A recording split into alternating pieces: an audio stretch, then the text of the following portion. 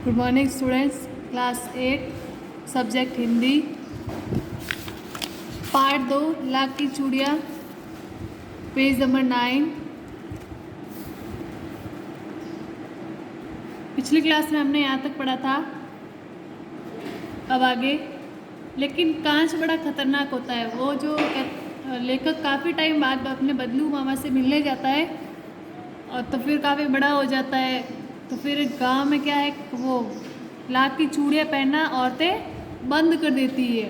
आजकल किसका चलन है? कांच की चूड़ियों का। फिर जो कांच की चूड़ी होती है वो जो बहुत ही सुंदर भी लगती है। और हर जगह अब क्या कह रहा है कि वो मशीनी युग है, तो सब चीज़ें किससे बनने लग गई?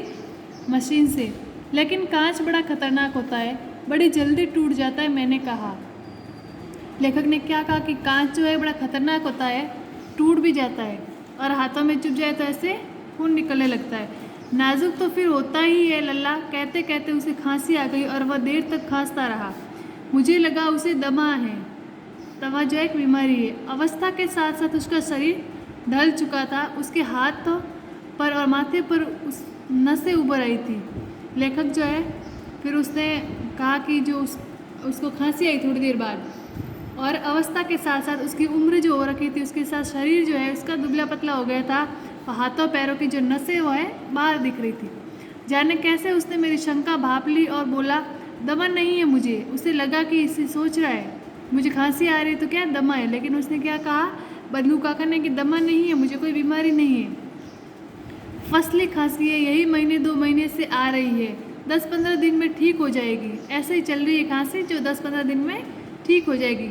मैं चुप रहा। मुझे लगा उसके अंदर कोई बहुत बड़ी व्यथा छिपी है। मैं देर तक सोचता रहा कि इस मशीन युग ने कितने हाथ काट दिए। कुछ देर फिर शांति रही जो मुझे अच्छी नहीं लगी। लेखक को ऐसे लगा कि उसके मन में कोई ना कोई बात जो है वो बताना चाह रहा है।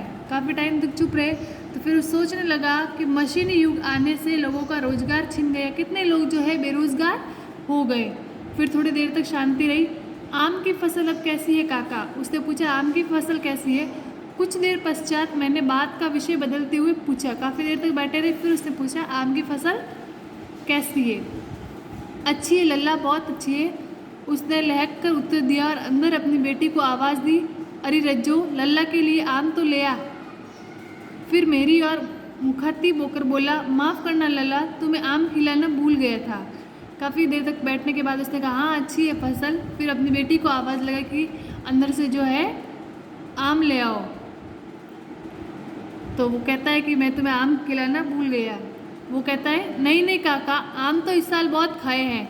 वाह वाह, बिना आम खिलाए कैसे जाने दूंगा तुमको? उसने कहा, नहीं काका, आम तो बहुत खाए। तो फिर उसने कहा बदलू ने कि तुम बिना आम खिलाए तुमको मैं जाने नहीं दूंगा। मैं चुप हो गया। लेखक जो है वो चुप हो गया। मुझे वे दिन याद हो आए जब वो मेरे लिए मलाई बचा कर रखता था। लेखक को थोड़ी देर बाद वो दिन याद आए जब वो उसके घर पे गाय थी और उसके लिए क्या बचा के रखता था? मलाई। गाय तो अच्छी है ना काका? मैंने पूछा। गाय कहाँ है लल्ला? 2 साल हुए बेच दी, कहाँ से खिलाता? उसने कहा, नहीं गाय नहीं है। अब गाय को क्या खिलाता? चारा वारा सब जो है। इतने में रज्जो उसकी बेटी अंदर से एक डलिया में ढेर से आम ले आए। यह तो बहुत है काका, इतने कहाँ खा पाऊँगा? मैंने कहा। थोड़ी देर बाद उसकी बेटी और रज्जो जो है उसकी पत्नी क्या लेके आए? अंदर से आम ले आए। आम इतने सारे लेके आए तो उसने कहा, नहीं काका, मैं इतने कहाँ खा पाऊँगा। वाह वाह, वह हंस पड़ा। वाह वाह करके वह हंसने लगा। शहरी ठहरे ना, मैं तुम्हारी उम्र का था तो इसके चौगुने आम एक वक्त में खा जाता। वो हंसने लगा और बोले कि हाँ, तुम शहर के लोग हो, इतना कहाँ खा पाते हो? जब मैं तुम्हारी उम्र का था, इससे 4 गुना आम मैं एक ही टाइम में खा लेता। आप लोगों की बात और है, मैंने उत्तर दिया। अच्छा बेटी, लल्ला को 4-5 आम छांट कर दो, सिंदूरी वाले देना। देख लल्ला कैसे है, इसी साल यह पेड़ तैयार हुआ है। फिर आम दिए और बोले, देखो अब ये कैसे है, इसी साल ये पेड़ जो है आम का तैयार हुआ है। रज्जू ने 4-5 आम अंजुली में लेकर मेरी ओर बढ़ा दिए। उसने जो है 4-5 अच्छे आम जो उसकी ओर बढ़ाए। आम लेने के लिए मैंने हाथ बढ़ाया तो मेरी निगाह एक क्षण के लिए उसके हाथों पर ठहर गई। गोरी गोरी कलाइयों पर लाख की चूड़ियाँ बहुत ही फब रही थी। उसने आम ले रहा था तो उसके हाथों में देखा कैसी चूड़ियाँ पहनी हुई थी, लाख की चूड़ियाँ जो उसके हाथों में बहुत ही अच्छी लग रही थी। बदलू ने मेरी दृष्टि देख ली और बोल पड़ा, यही आखिरी जोड़ा बनाया था जमींदार साहब की बेटी के विवाह पर। 10 आने पैसे मुझे दे रहे थे, मैंने जोड़ा नहीं दिया, कहा शहर से ले आओ। बदलू को लगा कि हाँ ये चूड़ियों की तरफ देख रहा है, तो उसने कहा, लल्ला यही आखिरी जोड़ा मैंने बनाया था जमींदार साहब की बेटी की विवाह में, लेकिन उसने मुझे कम पैसे देने चाहिए तो मैंने उसको नहीं दिया और कहा कि आप शहर से ले आओ। मैंने आम ले ली और खाकर थोड़ी देर पश्चात चला आया। मुझे प्रसन्नता हुई कि बदलू ने हार कर भी हार नहीं मानी थी। उसका व्यक्तित्व कांच की चूड़ियों जैसा न था कि आसानी से टूट जाए।